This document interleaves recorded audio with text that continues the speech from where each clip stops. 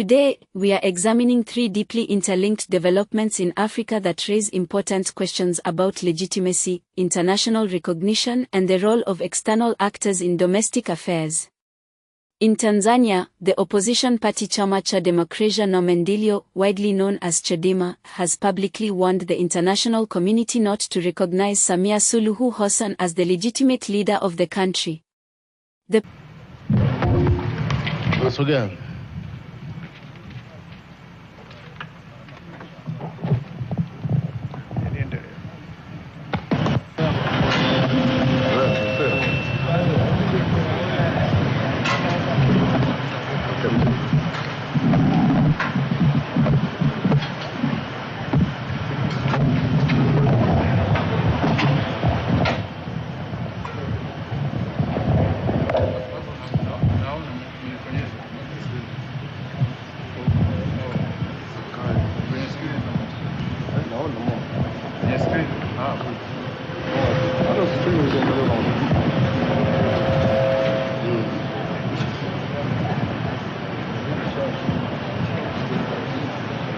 Hati ya kuchaguliwa kuwa rais wa Jamhuri ya Muungano wa Tanzania.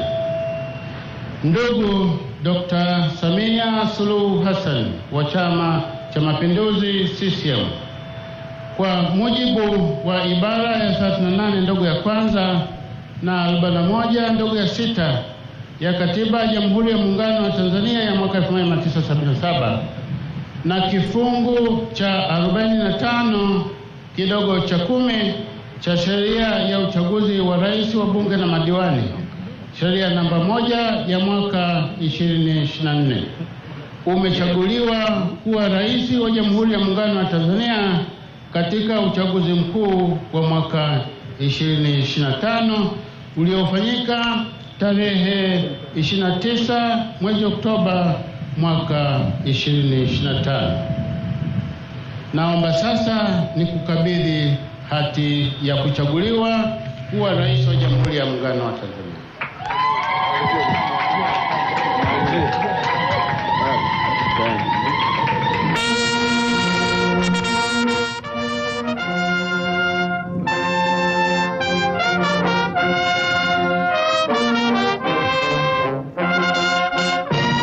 Party claims the recent general election was neither free nor fair, insisting that opposition leaders were excluded and the entire process manipulated. Reports suggest CHADEMA believes the announced results were fabricated and that Tanzanians did not truly participate in what was called an election. They have called on foreign governments and international institutions to withhold recognition of Suluhu as president because, in their view, she lacks a democratic mandate. This raises fundamental questions for all of us watching. When a major opposition party refuses to recognize an election, what does that mean for the legitimacy of the government? Can a leader be considered legitimate simply because they were declared the winner, or must the context and credibility of the election process be equally important? Faith communities around the world have also turned their attention to Tanzania. Churches across continents are praying for Tanzanians, while Pope Francis has urged all sides to avoid violence and pursue dialogue amid reported post-election clashes. Per la Tanzania, dove dopo le recenti elezioni politiche sono scoppiati scontri con numerose vittime. Invito tutti a evitare ogni forma di violenza e a percorrere la via del dialogo. Unrest following the disputed election has led to protests and heavy crackdowns by security forces, painting a troubling picture for the nation's democracy. The involvement of faith leaders highlights that this is not merely a political dispute but a human and moral crisis. It leads us to wonder, what role should faith-based organizations play when a country is torn between political legitimacy and civil peace? Can religious solidarity truly influence political? Meanwhile, in Nigeria, the United States government has issued statements expressing its intention to help Nigerian Christians and counter groups accused of targeting them. Who gets some of that money?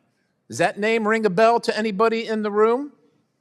Because your money, $697 million annually, plus the shipments of cash funds madrasas, ISIS, Al-Qaeda, Boko Haram, ISIS Khorasan, terrorist training camps. That's what it's funding.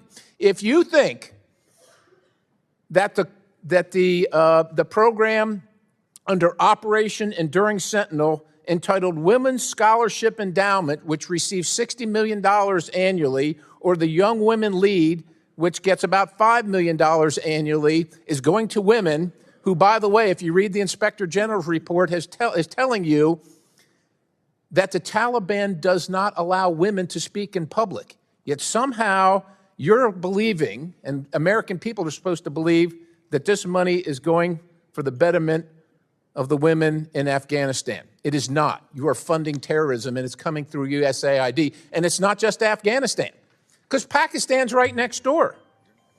USAID spent $840 million in the last 20 years on Pakistan's education-related program. It includes $136 million to build 120 schools, of which there is zero evidence that any of them were built. Why would there be any evidence? The Inspector General can't get in to see them. But you know what? We doubled down and spent $20 million from USAID to create educational television programs for children unable to attend the physical school. Yeah, they can't attend it because it doesn't exist. You paid for it. Somebody else got the money. You are paying for terrorism. This has got to end. I yield, Mr. Chairman. Yet the Nigerian government has strongly rejected what it describes as exaggerated or misleading claims of a Christian genocide. U.S. officials have previously warned that they may take diplomatic or even military steps to protect religious minorities, while Nigeria maintains that it guarantees freedom of religion for all. This situation sparks another important question: when a powerful foreign nation steps in citing religious persecution, what are the implications for sovereignty, international law, and perception? How do we balance genuine humanitarian concern with the reality that such interventions may also be influenced by political or strategic motives? We have explored three interconnected realities: disputed electoral legitimacy in Tanzania, global faith solidarity in times of crisis, and international intervention in the name of religion. Together, they reveal a continent still struggling for fair representation, moral leadership, and respect for sovereignty in a globalized world. They challenge us to rethink how legitimacy is built, how faith engages with politics, and how power dynamics shape narratives about Africa. So, I ask you, what standards should the international community apply when recognizing governments? How should foreign powers respond when political repression or religious persecution are alleged in sovereign states? Your thoughts matter. Share them in the comments below and tell us which of these issues you believe is most urgent for Africa today and why. Stay tuned for our next video, where we'll explore how global media narratives influence Africa's image and the world's response to its crises.